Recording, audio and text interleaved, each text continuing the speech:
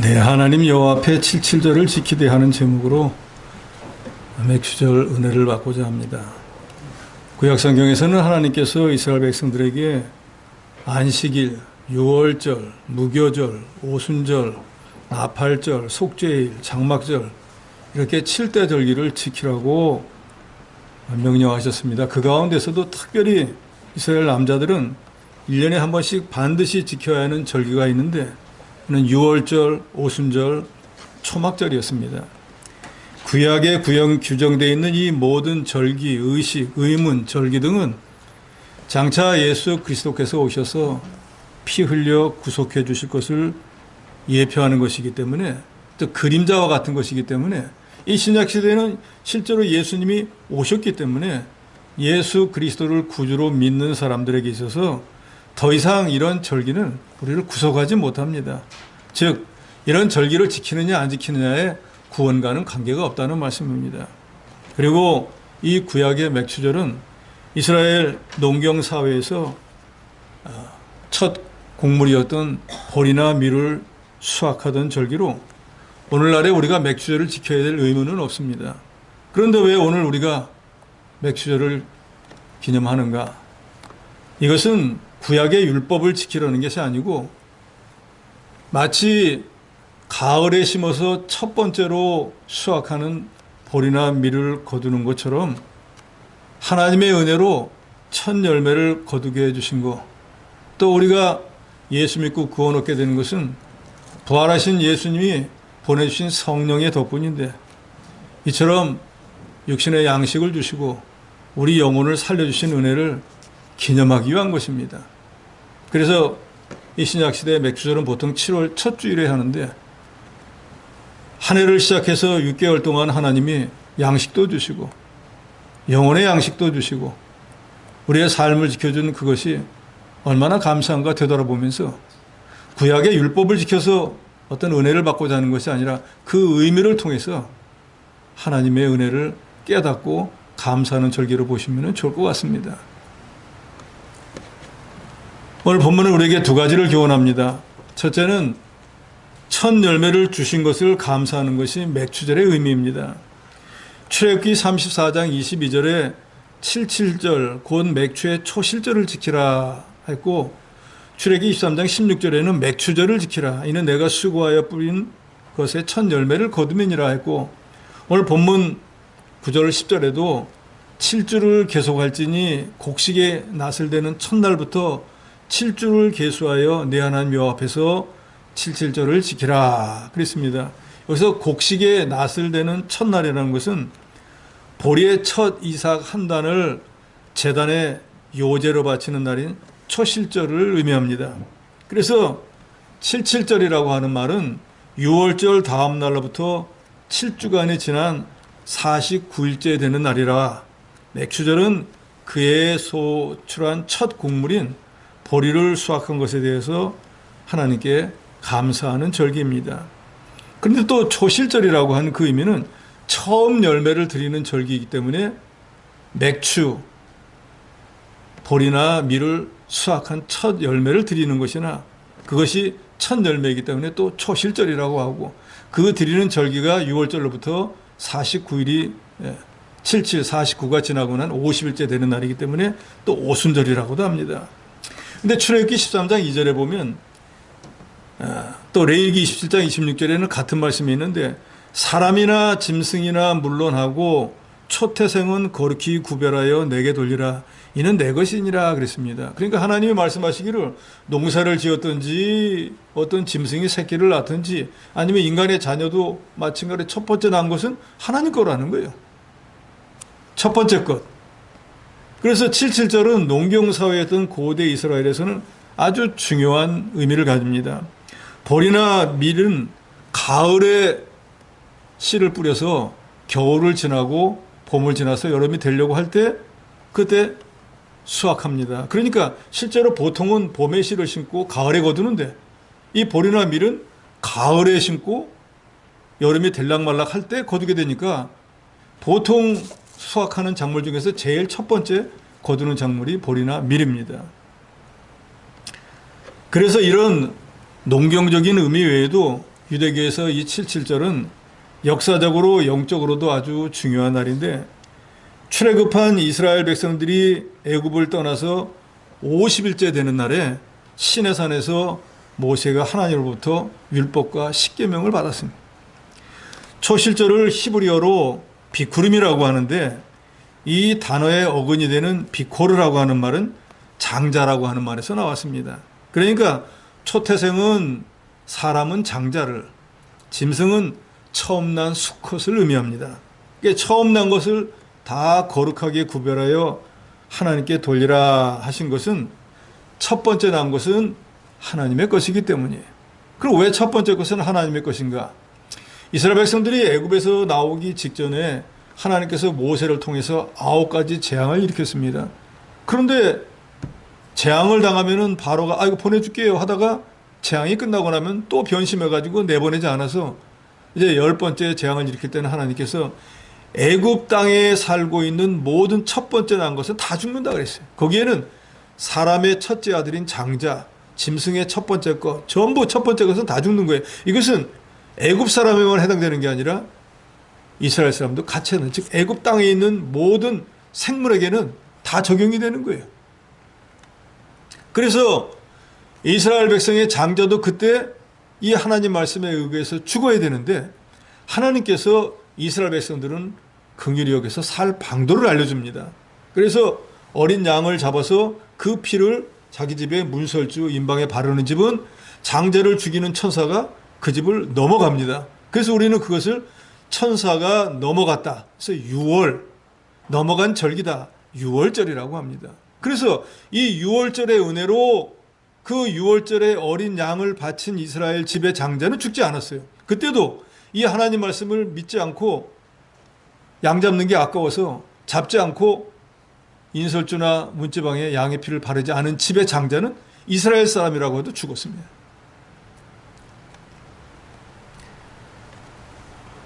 그래서 영적으로 볼 때 모든 처음 난 초태생은 원래는 이 원리에 따라 다 죽어야 되는데도 불구하고 하나님의 은혜로 살았기 때문에 생명은 부재했지만 원래는 죽은 거와 방불 하니까 결국 이것은 하나님이 받으신 거, 하나님의 것이다, 그런 뜻이에요. 그러니까 우리도 자녀를 낳아서 첫 번째 장자는 이미 그 하나님 것으로 인정을 해야 된다, 그 말이에요. 그래서 레위기 23장 10절에 보면 이스라엘 자손에게 고하여 이르라, 너희는 내가 너에게 주는 땅에 들어가서 너희 곡물을 거둘 때 위선 너희의 곡물의 첫 이삭 한 단을 제사장에 가져가라 그랬습니다. 그것은 곡식을 처음 수확했을 때 제일 첫 번째 것을 제사장을 통해서 하나님께 드리라는 거예요. 그것은 초실, 첫 번째 수확한 거, 초태생이 하나님의 것인 것을 인정하는 것과 같은 거예요. 그러니까 맥추절이라고 하는 의미는 밭에 뿌린 것의 첫 수확한 열매를 하나님께 드리는 절기입니다. 그러니까 첫 번째 것을 하나님께 드린다고 하는 것은 야곱이 그러잖아요. 장자는 내 기력이라 그러잖아요. 내 후손을 이어갈 아주 소중한 존재이잖아요. 그래서 장자에게는 두 몫을 줍니다. 그런데 영적으로 볼 때 장자는 하나님의 것이에요. 내 것이 아니라.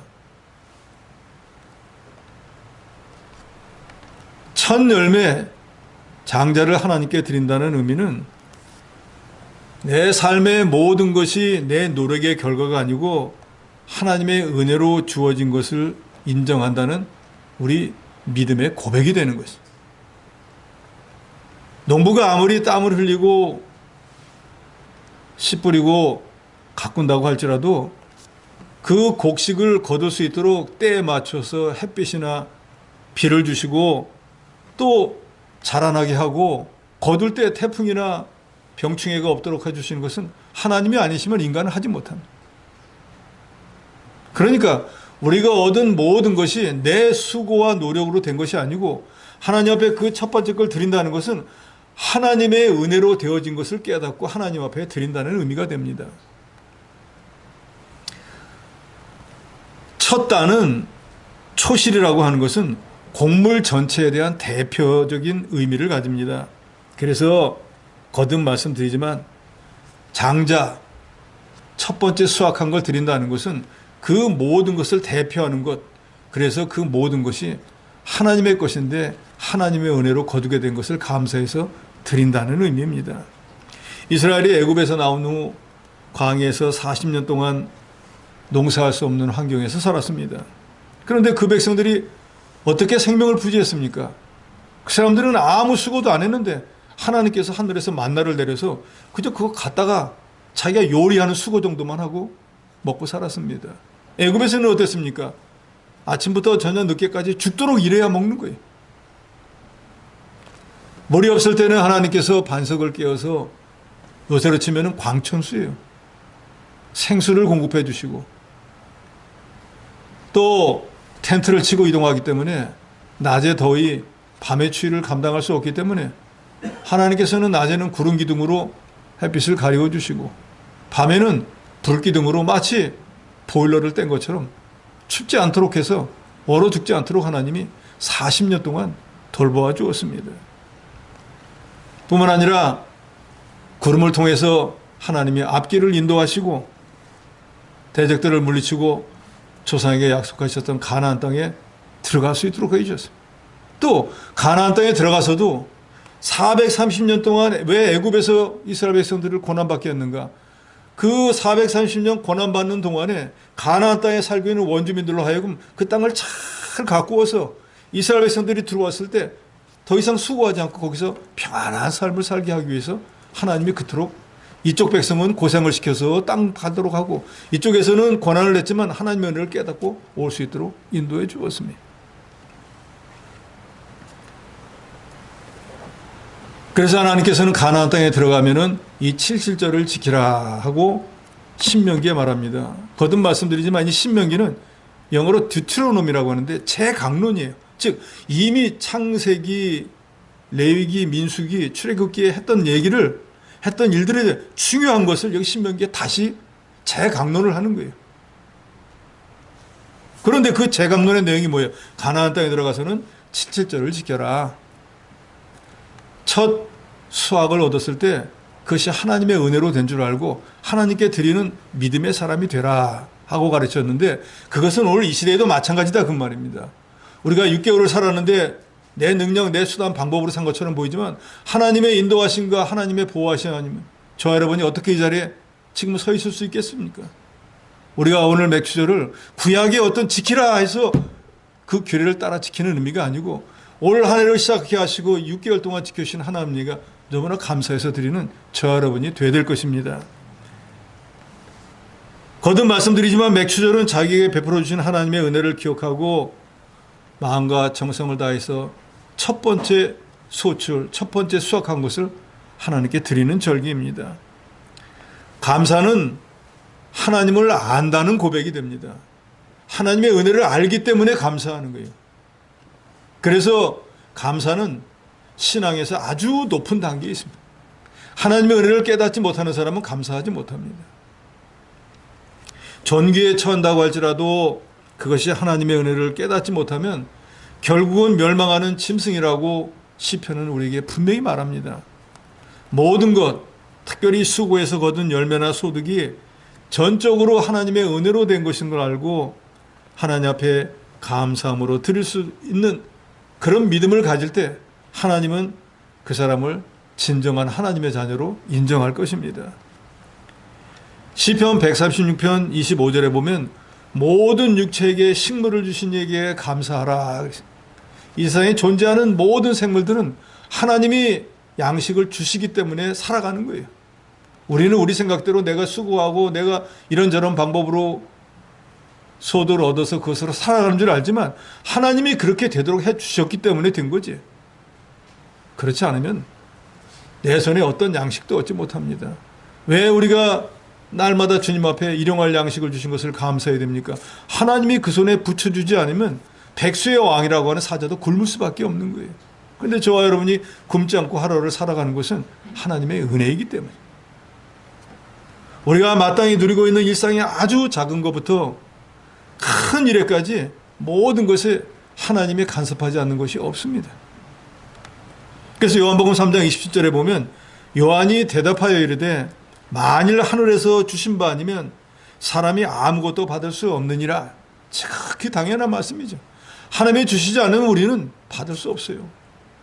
그래서 가끔 비가 오지만 사람이 물 준다고 하면 시간도 오래 걸리고 사람이 주는 건 한계가 있지만 하나님이 주시는 거 어떻습니까? 잠시 반짝하고 우르르 쾅쾅하면 사람이 주는 건 비교가 안 돼요.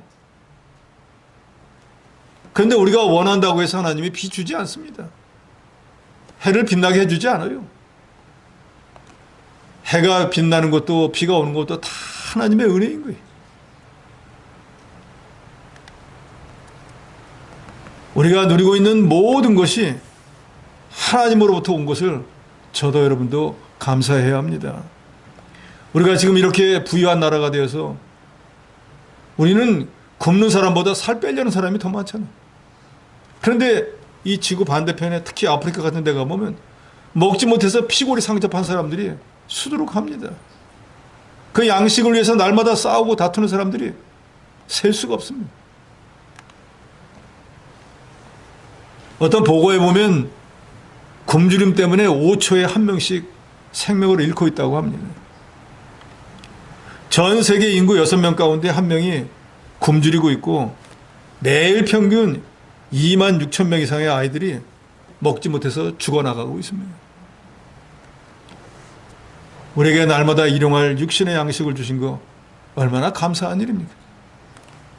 오늘 우리가 양식에 걱정이 없이 이처럼 풍족하고 부유한 삶을 살고 있는 것이 다 하나님의 크신 은혜이고 우리에게 이러한 일용할 양식을 주는 하나님의 은혜에 감사하는 맥주절이 되어야 될 것입니다.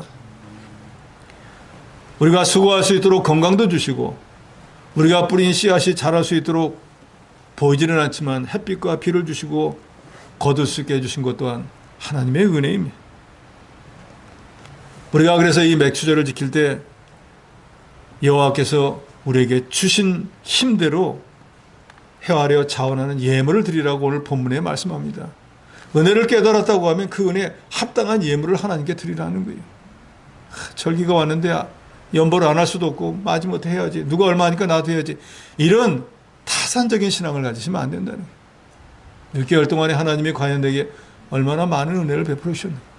내가 어떤 하나님의 은혜를 받았는 것을 정말로 생각하고 이 은혜 이건 보답하는 게 아닌데 이건 부족한데 라고 하는 마음으로 하나님 앞에 드린다고 하면 하나님 그걸 기뻐하실 거예요. 하나님의 초시절 열매를 바치라고 하는 것은 하나님이 양식이 없어 바치라는 게 아닙니다. 이미 말씀했지만 그 첫 번째 열매가 모든 것을 대표하기 때문에 하나님께로부터 이 모든 것이 와서 하나님께 제가 드린다는 내 신앙 고백이 되는 거예요. 우리가 늘 듣는 말씀이지만 우리가 이 세상에 올 때 아무것도 가지고 오지 못했습니다. 또 이 세상을 떠날 때도 아무것도 가지고 가지 못합니다.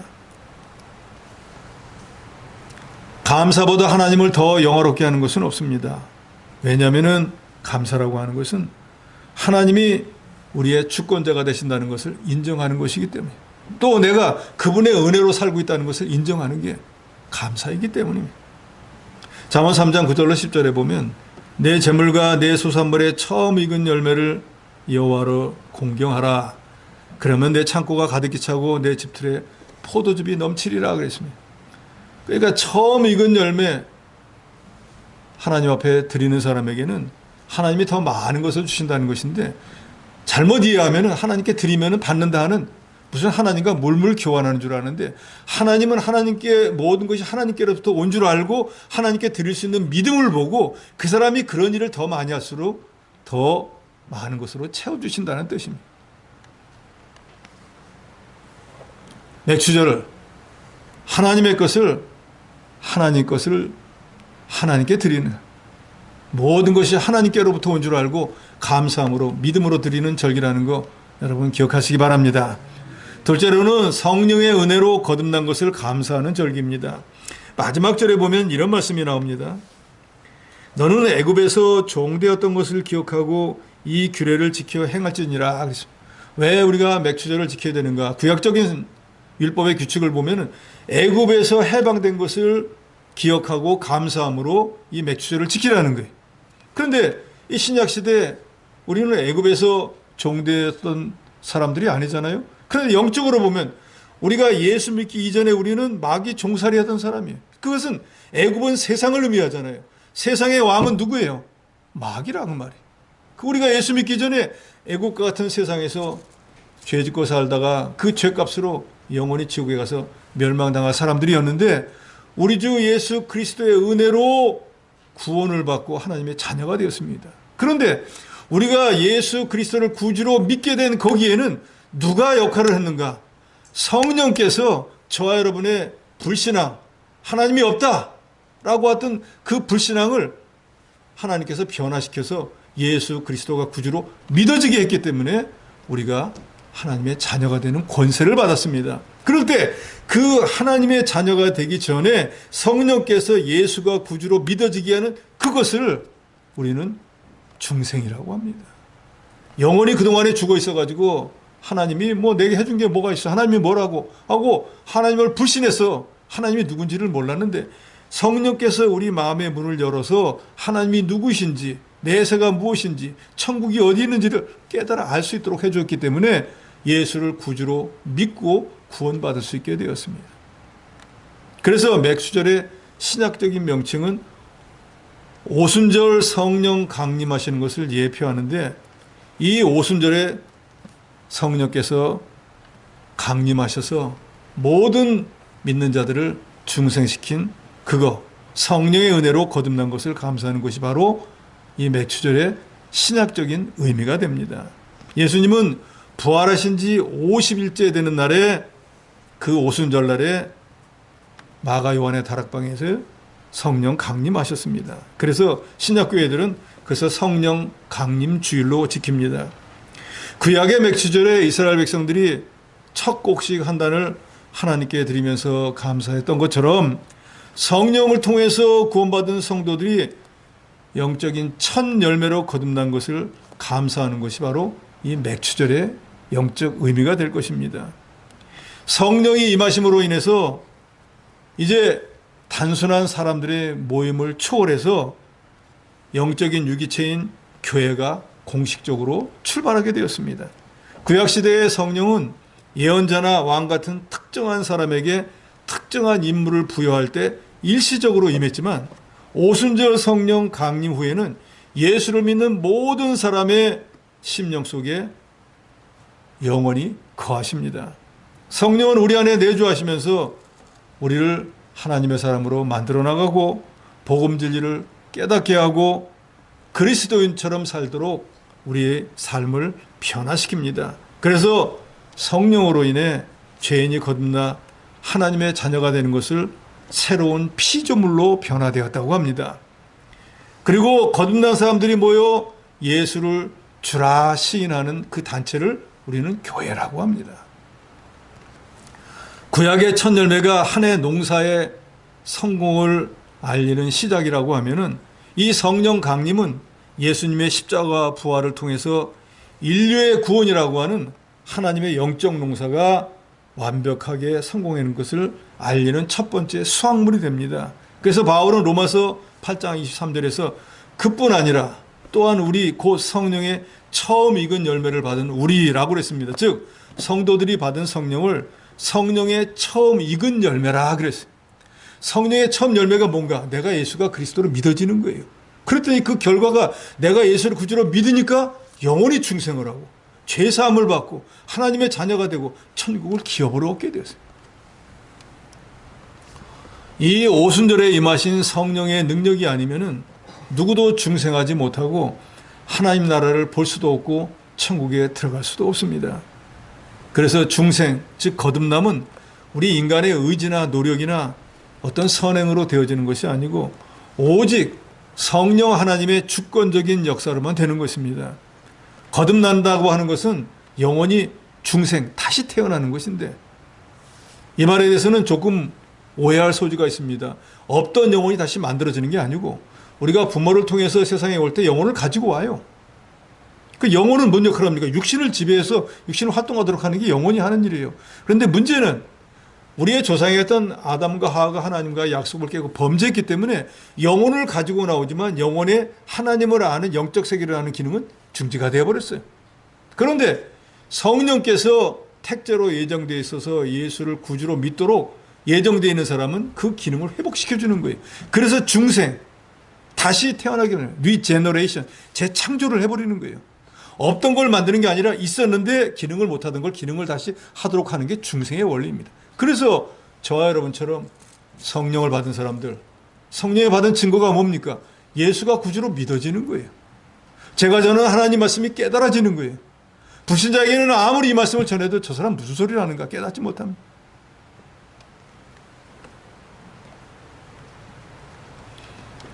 내가 영원히 중생했나? 내가 성령을 받았나? 그런 거 고민할 필요가 없습니다. 왜요?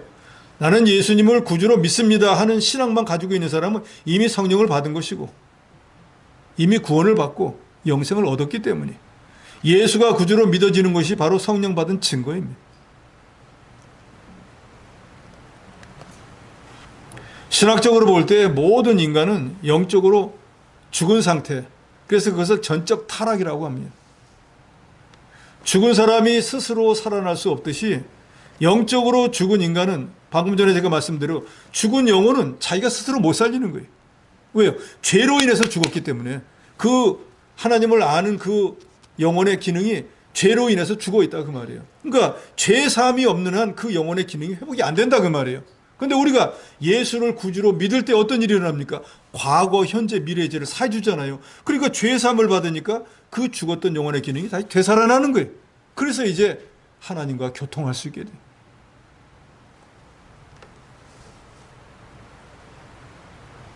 그래서 영적으로 죽은 인간은 스스로 자기가 하나님을 찾거나 자기 자신을 변화시킬 수 없고 어떤 외부적으로는 초자연적인 생명의 공급, 즉 성령의 개입이 절대적으로 필요한 거예요. 그래서 종교개혁가 루터나 칼빈은 중생이 믿음보다 앞선다라고 그랬습니다. 중생해야 믿음도 가치가 있는 것이지 중생하지 않은 사람이 아무리 믿음이 있다고 해봐 뭘 믿는 거예요? 아무 의미가 없는 거예요. 내가 믿어서 거듭나는 게 아니고 성령께서 내 죽은 영혼을 다시 살려 놓았기 때문에 하나님을 예수 그리스도를 구주로 믿고 회개하고 돌이킬 수 있는 것이. 그러니까 여기 계신 모든 여러분들이 성령의 은혜로 우리가 죄사함을 받고 구원을 얻고 하나님의 자녀가 된 거예요. 이 맥주제로 우리가 이것을 감사하는 거예요. 이 거듭남의 과정에서 우리 인간이 할 수 있는 것은 아무것도 없고 이 모든 것들은 전적으로 성령 하나님의 역사입니다. 나 같은 것을 위해서 성령 하나님께서 이와 같이 역사해서 나 같은 것을 위해서 대신 피 흘려 죽으신 예수 그리스도를 믿게 되었다. 그것을 이 맥주제로 우리가 감사하는 것입니다. 이 성령의 은혜가 아니면 내가 어떻게 예수를 믿고 내가 어떻게 하나님의 교회 지체가 되어서 올 하늘나라의 보화를 쌓아나가는 이런 존귀한 자가 되었을까? 그것을 감사하는 것이 이 맥주절에 우리가 마땅히 해야 될 일입니다. 하나님은 우리의 부패하고 타락하고 완악해서 이 허물과 죄로 지옥에 가야 되는 것을 뻔히 알면서도 우리 죄를 사해 주시고 영혼을 충성해서 자녀로 삼아주신 이것을 우리가 오늘 감사해야 됩니다. 12절에 너는 애굽에서 종되었던 것을 기억하고 이 규례를 지켜 행할지니라. 애굽에서 종되었던 거, 네가 과거에 어떤 사람이었는가를 좀 생각해 봐야 되는 거예요. 내가 지금 목사가 되고 장로가 되고 권사가 되었다, 그것만 생각할 게 아니라 과거에 나는 어떤 사람이었나, 그런데 내가 어떻게 이런 은혜를 받고 있을까, 내가 이런 하나님의 존귀한 자가 되었을까를, 지난 6개월 동안에 하나님이 내게 어떤 은혜를 베풀어 주었는가를 기억해 보라는 것입니다. 우리가 비참했던 과거 마귀 종살이하던 신분에서 벗어나 이제는 천사들도 살펴보기를 원하는 이 구원받은 성도가 되었다는 것, 이것이 얼마나 감사한 일인가를 기억하면서, 과거에는 몰랐지만 내가 신고 내가 가꾸니까 내가 거둔 줄로 알았지만 내가 내 마음대로 내가 중생하지 못하고 하나님의 은혜로 중생한 것처럼 내가 육신을 가지고 심었던 곡식도 내 것이 아니고 하나님의 은혜로 되어진 것을 생각하면서 감사하는 절기가 바로 맥주절입니다. 그러니까 애굽에서 종되었던 것을 기억하라 하는 말씀은 성령 강림을 통해서 중생한 저와 여러분에게 너희가 원래 죄의 노예였던 것을 기억하고 이제 성령 안에서 자유를 얻어 영적 열매를 맺어나가는 그 모든 것이 하나님의 은혜인 것을 기억하고 감사와 사랑을 베푸는 삶을 살아라 하는 말씀입니다. 그래서 오늘 본문에 이렇게 말씀하죠. 11절에 보니까 너와 내 자녀와 노비, 성중에 있는 레위인 및 너희 중에 있는 객과 고와 과부와 함께 내 하나님 여호와께서 자기 이름을 두시려고 택하신 곳에서 내 하나님 여호와 앞에서 즐거워할지니라. 이 말씀은 뭔가요? 이 맥추절에 나 혼자만 구원받고 하나님의 은혜를 받은 거 좋아라 하고 지키지 말고 주변에 있는 모든 사람과 함께 이 즐거움과 기쁨을 나누라는 거예요. 유월절은 이방 사람이나 거류인 타 지에서 왔던 품꾼은 먹지 못합니다. 그렇지만 이 맥추절에는 이스라엘에 속한 사람들은 자녀가 되었든 노비가 되었든 성중에 대한 레인이 되었든 모든 사람들이 다 같이 함께 먹고 즐겨요. 제한이 없는 날이에요. 왜요?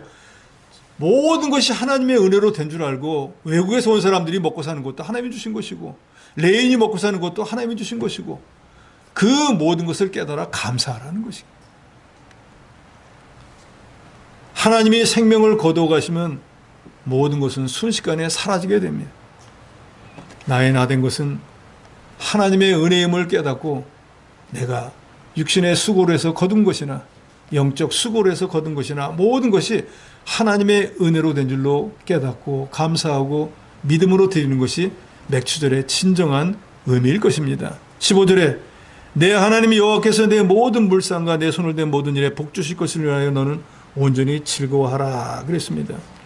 이미 받은 복을 인하여 즐거워하라는 게 아니고 앞으로도 주실 복을 소망하면서 즐거워하라는 거예요. 이 말은 지난 6개월 동안을 돌아봐도 아무리 감사할 게 없다고 할지라도 아직 받지 못한 복이 있는 줄 알고 그걸 기다리면서 감사하라는 거예요. 오늘 우리가 이렇게 건강해서 하나님이 주신 직분을 감당하며 하나님의 교회에서 이 존귀한 삶을 사는 모든 것이 하나님의 은혜입니다.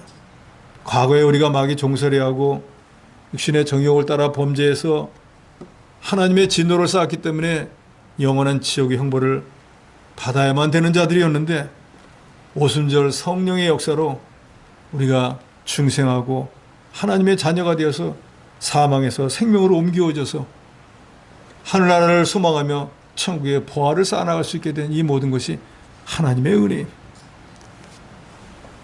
그러므로 우리는 무엇보다도 꼭 절기 때뿐만이 아니라 하나님이 내게 베풀으신 은혜를 기억하고 감사하는 저 여러분이 되어야 될 것입니다.